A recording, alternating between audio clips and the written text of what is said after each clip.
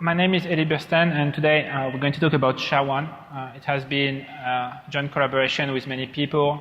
The 5 people who were helping were Mark Steven from CWI, Pierre Kapperman from INRIA, Ange Albertini, Jarek Markov, and Alex Petit-Bianco, who are also from my team.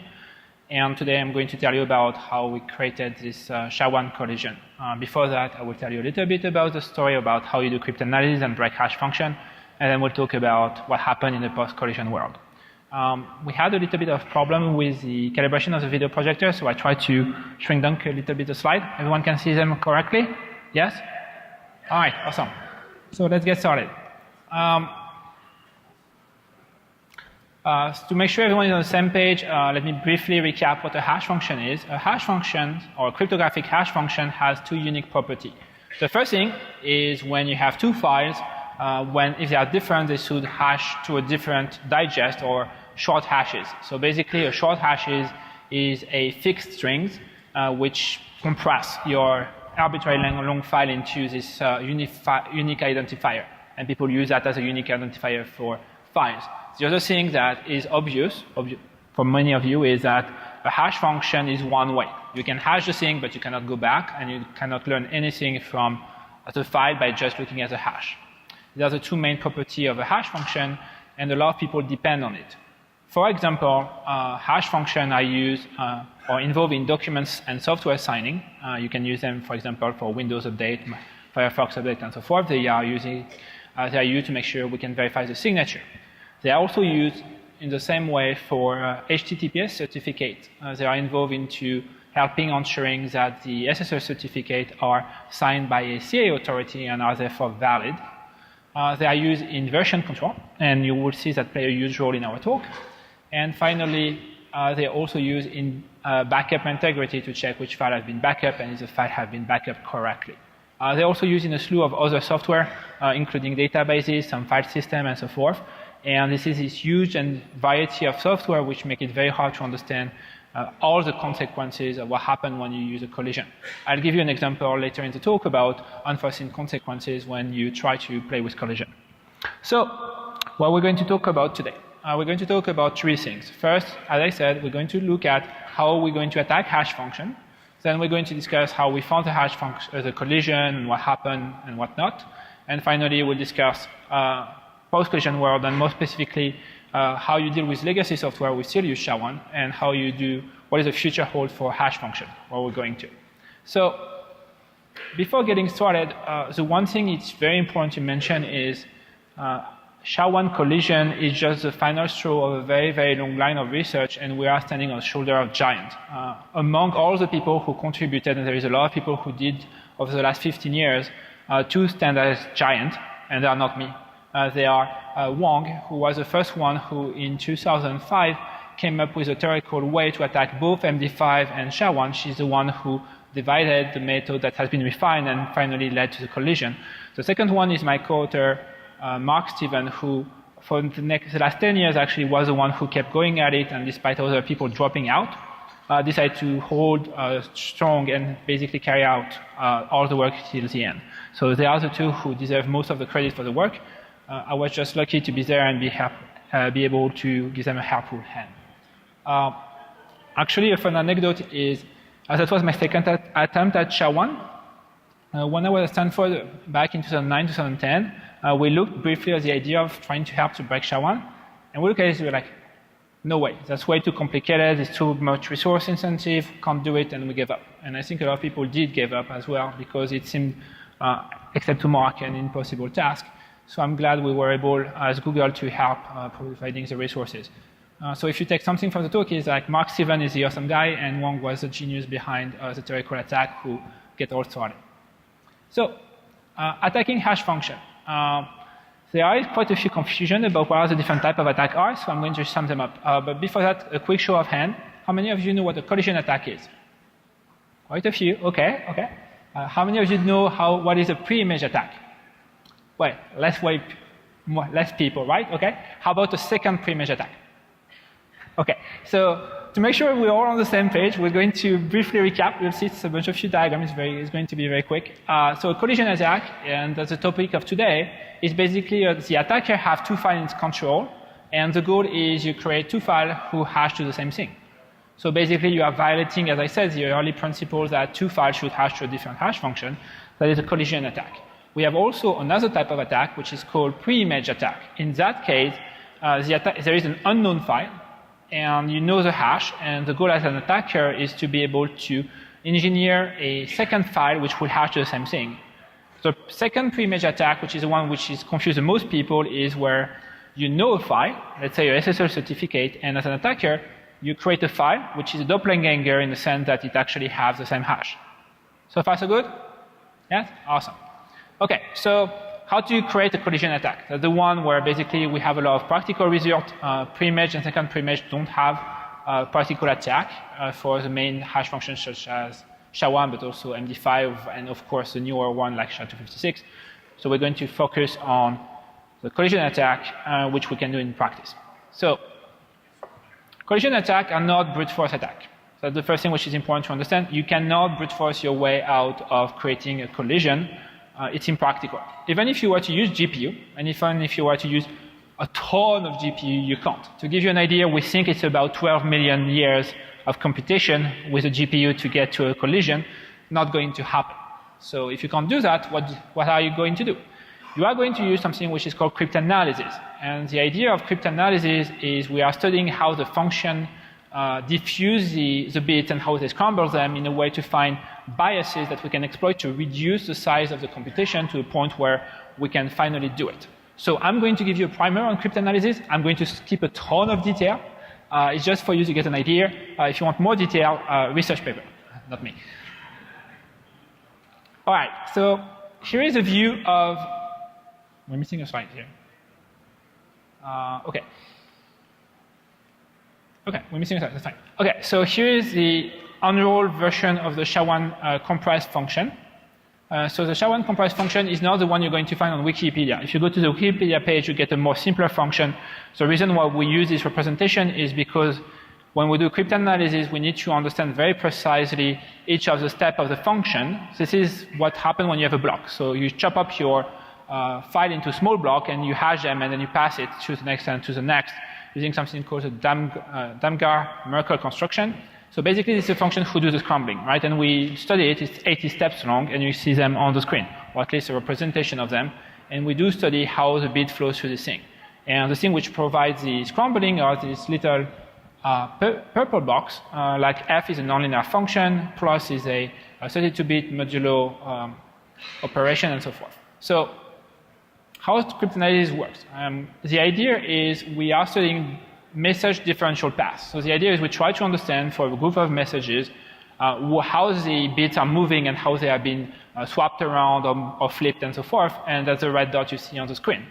So when we have this understanding, that gives rise to what we call a equation system, and for SHA-1 we know exactly what happened for the first 16 steps. Remember, there's 80 of those, so for the first 16 it's basically solved and we understand what happened, so we can understand how to reduce the computation. Now we have reduced the computation by 16 steps. Then we use a bunch of tricks, including boomerang, neutral bit, and so forth, which is basically try to counteract the chaos and the entropy creeping up to the point of pushing the computation to a smaller part by another 8 steps, which is up to step 24. And then, well, we don't know. And that's the part where you need this huge computation. That's the intuition, at least, where this is the part from 24 to 80, where we have we cannot really understand what happened, and it's too big. The state explosion is too large, so we cannot. That's why we use a GPU to actually compute all the possibility, or a huge fraction of those, because we cannot understand what happened there. So, how do you create a collision? Well, we use the idea from Wang, which is the idea of using two blocks. So you have a bunch of the beginning of the file, which we call the prefix, and this is whatever you want. And then we have a first block, which we call a near collision. So what is a near collision? A near collision is two blocks, which basically are very close to each other for a definition of closeness. So basically imagine that those two are a good candidate, and they are different, but they are sufficiently close that we have a good guess, or we have a good belief that they're going to be resolved with a second block. So basically we take the input of those two blocks, and then we have the second block who basically cancel out those two collisions, and then you end up with the same output. So at that point, the left and the right will have exactly the same output, and after that, you can put whatever you want after that, because the collision has been resolved. That is the basic idea of a collision, and the non-intuitive part is we use toBlock. All you have to really remember is we have a prefix, which is basically something you have to choose in advance. Then you have the near collision, and then after that, it's all the same. From a perspective, it's all the same because there is no dependency in how you can create a hash function to the past. So at that point, it's identical, and you can put whatever you want for the suffix. So, okay, so I'm going to skip this one. This was the one before. Not sure what happened. So how do you exploit collision? So exploiting collision. The one we did for SHA-1 is what we call the fixed prefix attack, which means we had to create a prefix, so choose a green box before doing the computation because we can't change it afterward because it feeds into the collision. So we selected the prefix, and you have to select it in a very smart way.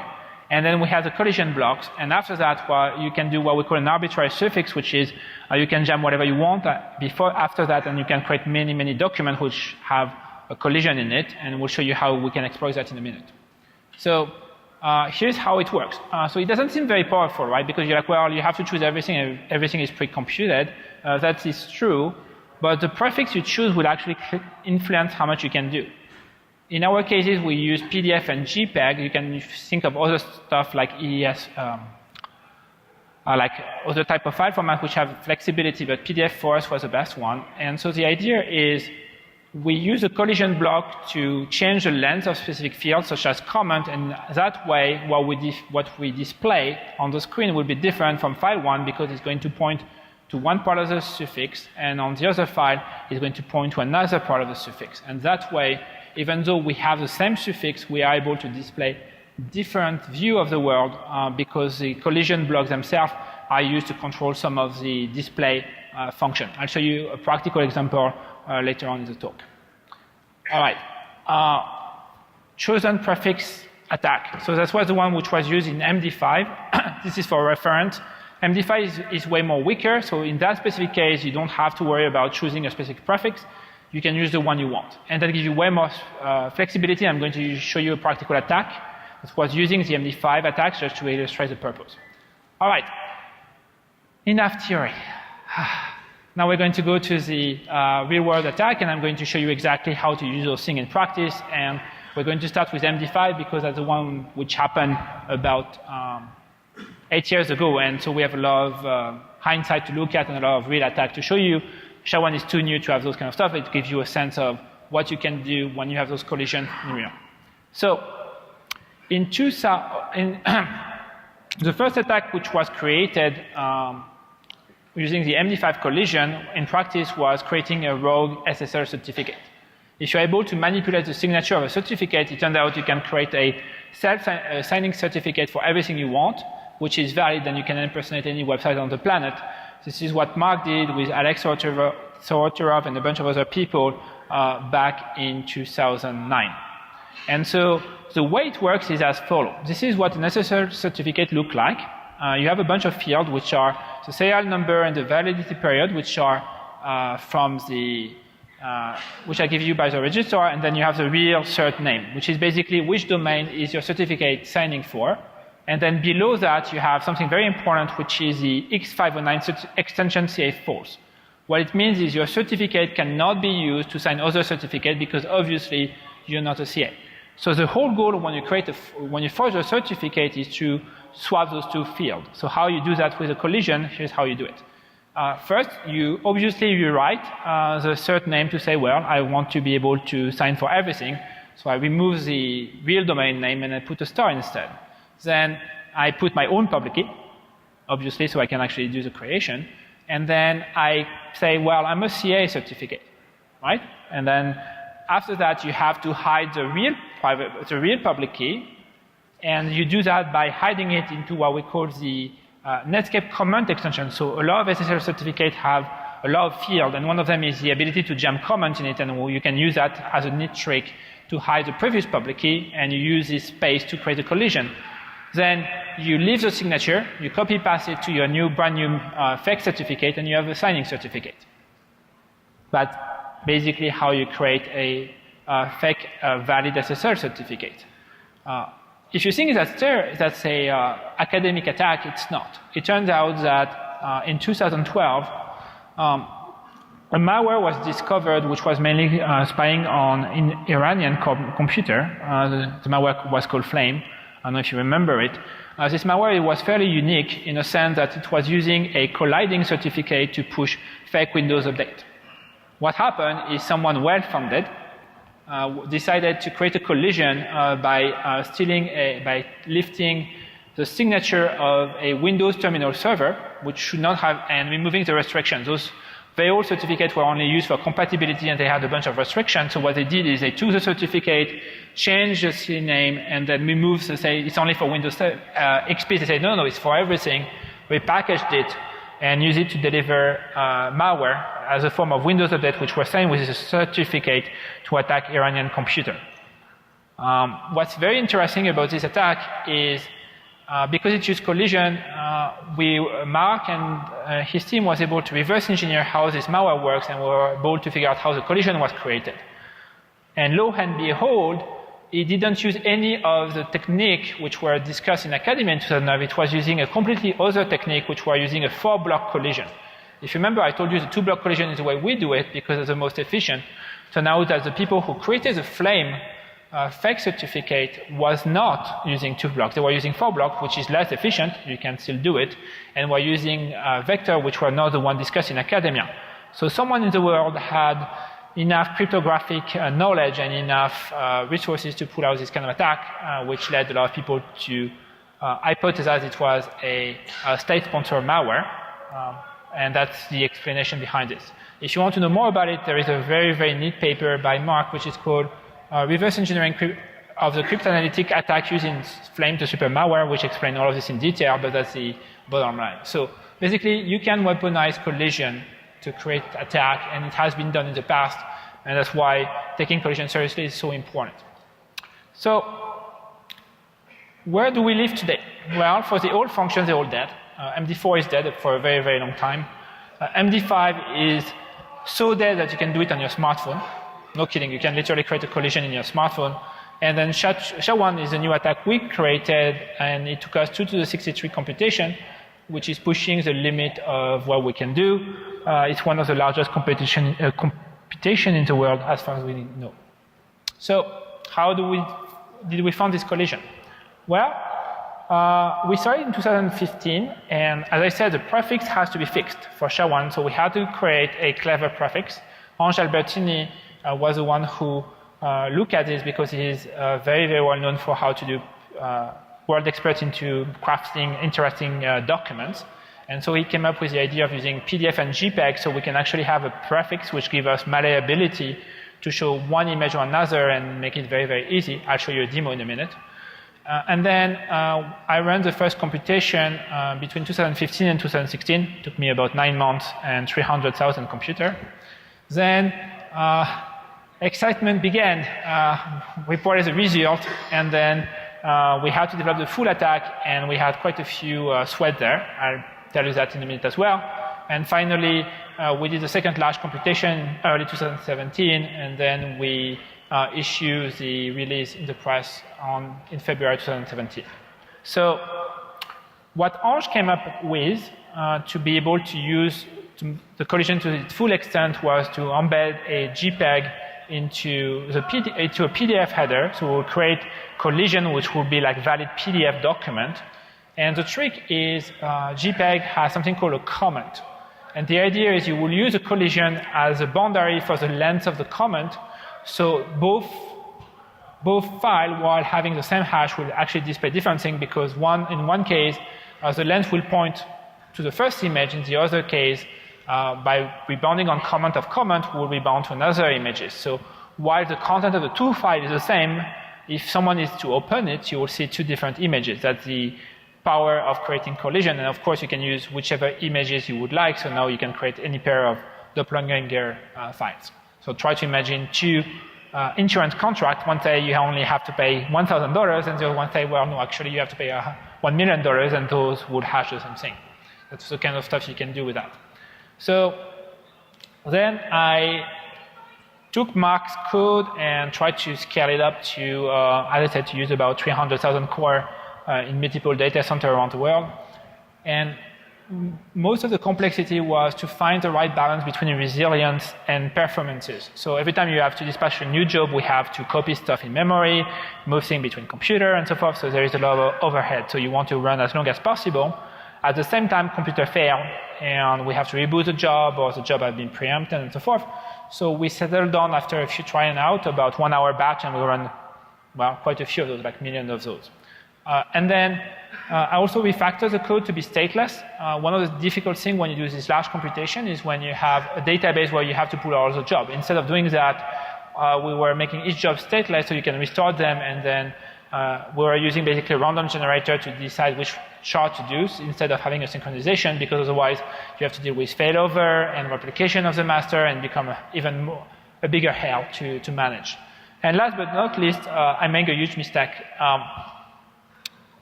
MapReduce is a very famous computation framework, and the idea is you map your computation and then you're going to reduce to all the solution. I'm like, that's perfect. That seems to be the great tool to do the job. Turns out it's absolutely the wrong tool for the job, because a map is very, very complex. You explore the entire space, but reducing is the part where you aggregate all the solution is very small. It's only a few bytes.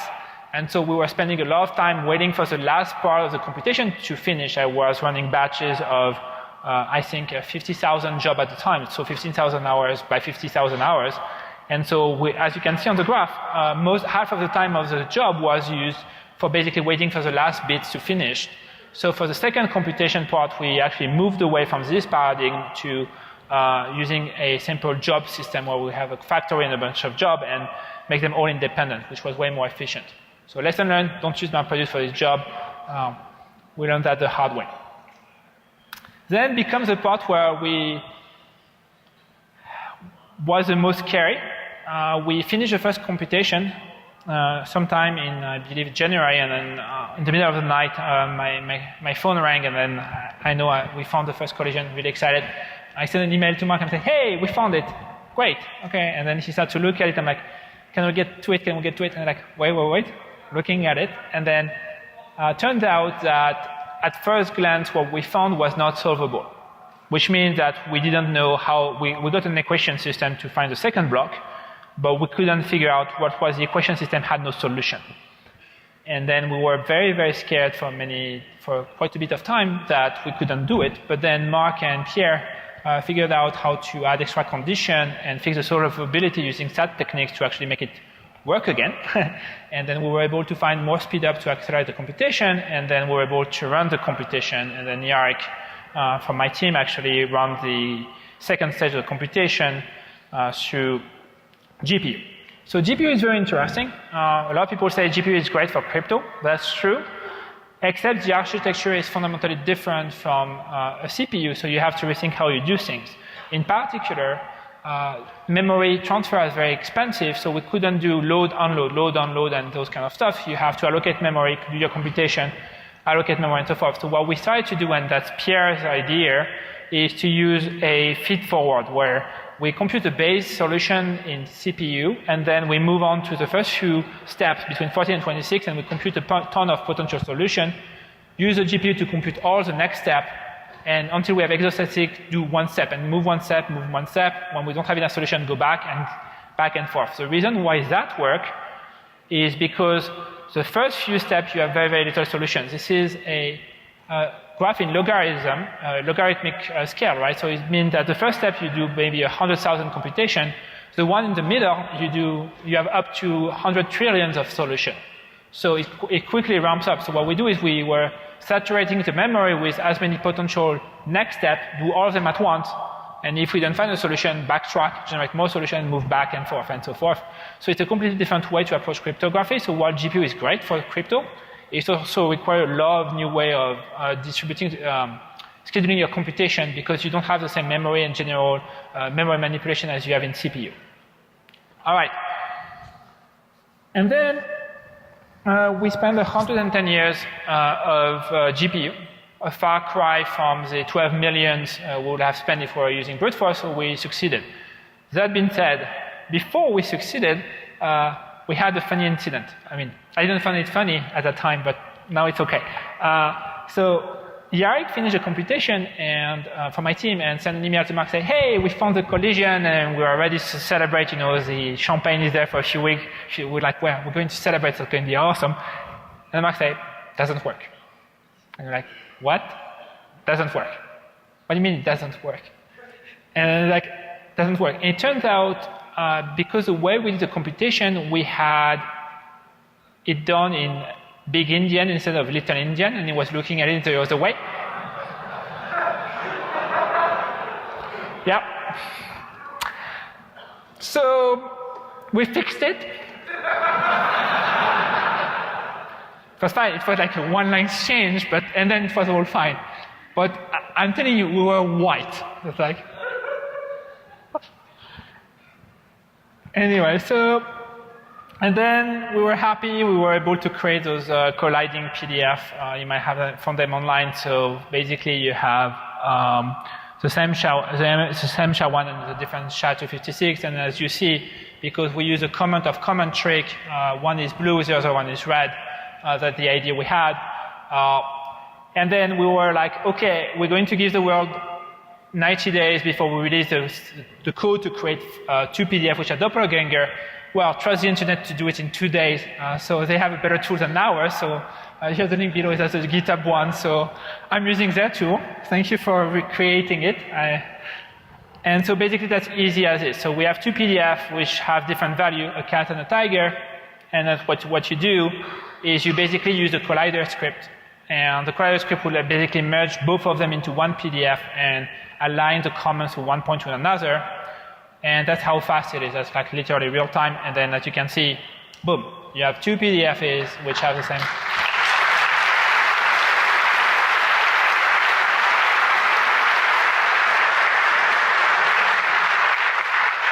Thank you.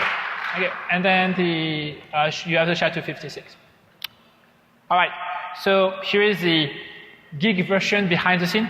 You have the fixed part, as I promised you, which says the PDF headers, and then below it we have the JPEG start, and you see, and then following that we have the JPEG comment. And then at the border of the JPEG comment we have our collision block, right? And you can see it here. Let me try to do this. You see it here, right? You have the last bit of the comment which is inside the collision block. So they would be different in both cases, right? And so one of the comments is 173, the other one is 17F. So as a result, you do create a desynchronization, and in one of the file, the image starts way lower, and it's a comment. In the other file, well, so in one case I say it's a JPEG, and then in the other case it's a real image. And that's how it works, right? So a lot of people were confused when we showed the attack how we can do and create as many as we want. Try to explain that to the press. They're like,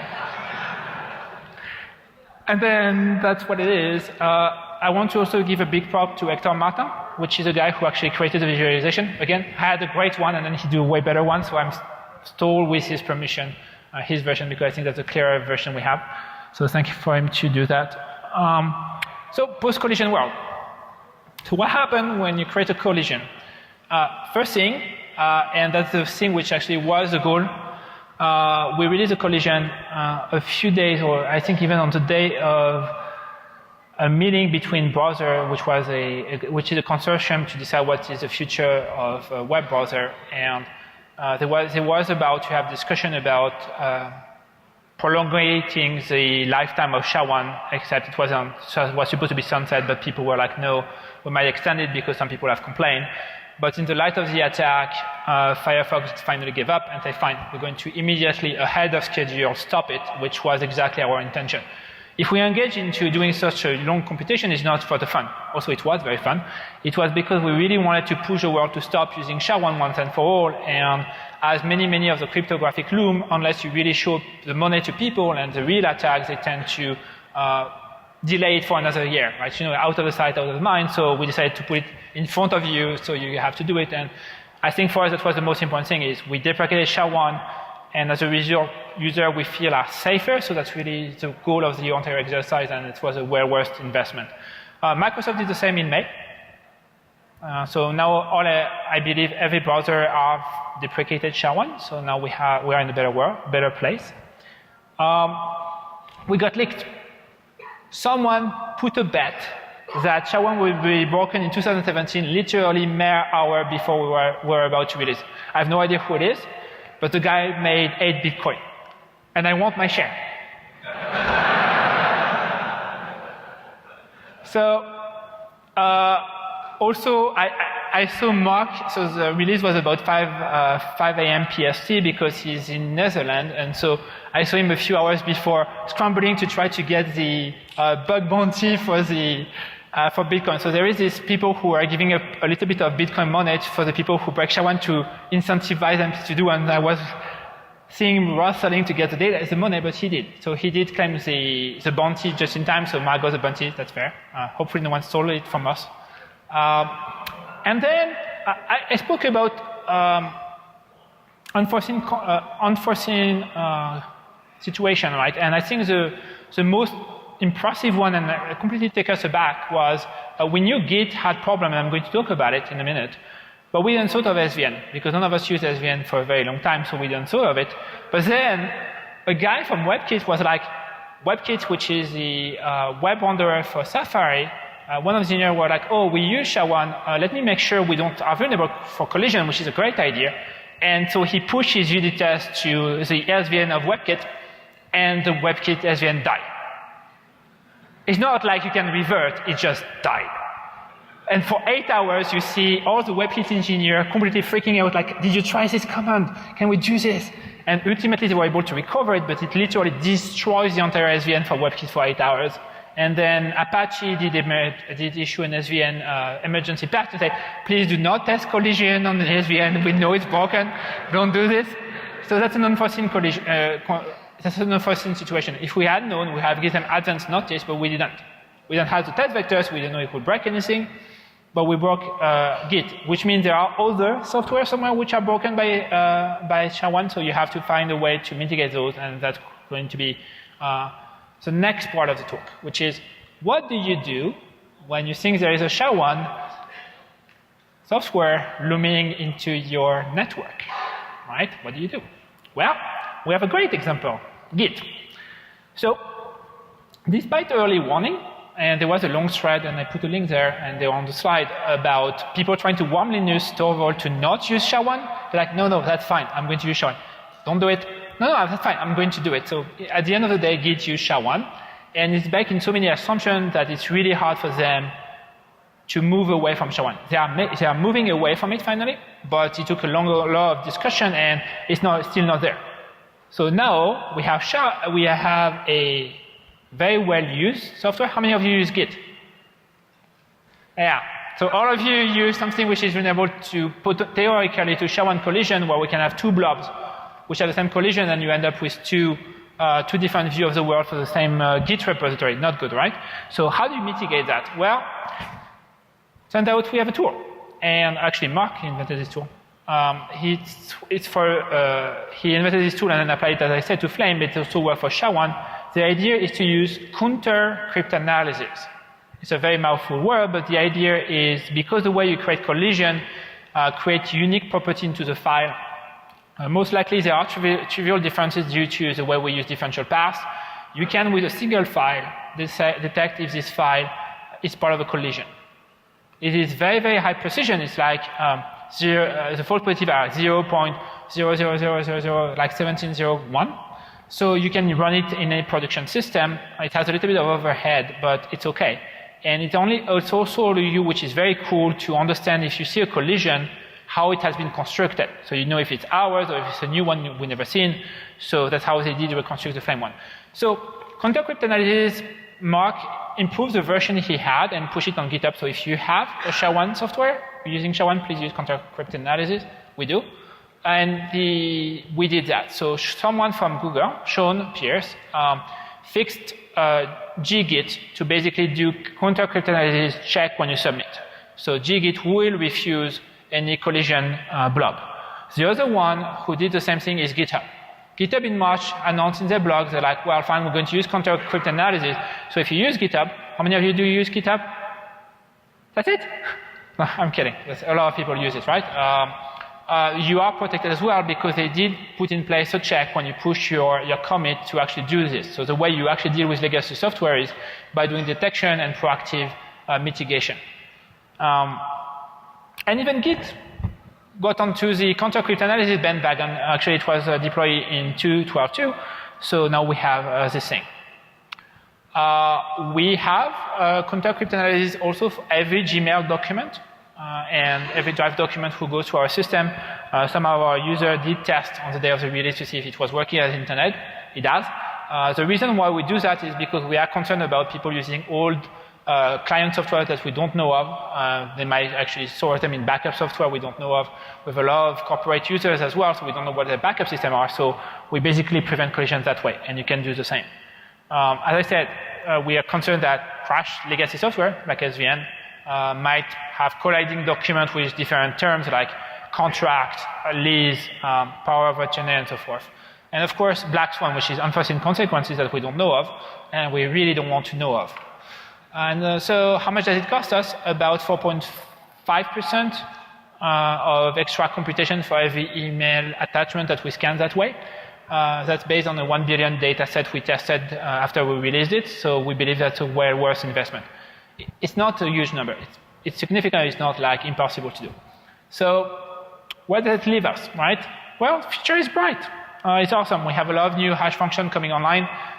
We have SHA-256 and the SHA-2 family, and we also have SHA-3 and Blake. And what's great about all of them is they are using different construction, which means that if one breaks, it's unlikely it's going to break all of them at the same time. So we have a lot of diversity to choose from.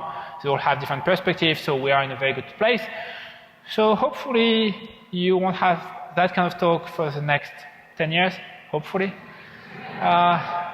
Yeah, so takeaway, SHA-1 is finally dead. Long live to SHA-256. Counter cryptanalysis is a really cool tool, and I hope I inspire you to check it out. And the future is good. So thank you very much. I'm going to take any question you would have. Thank you very much.